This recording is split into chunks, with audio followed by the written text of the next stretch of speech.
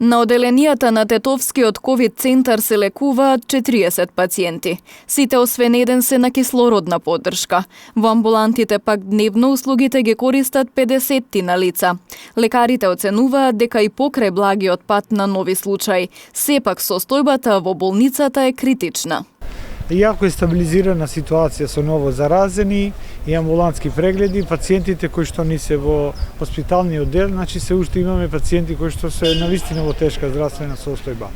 Со оглед на тоа дека на сите пациенти им е потребна кислородна поддршка, од болницата велат дека имаат доволни количини и дека снабдувањето оди континуирано. Дека сите пациенти, не ви реков само еден не е на кислород, така да тоа го споменуваат болниците каде што можеби не предвидиле дека ќе имат навистина потреба од таква концентрација на кислород.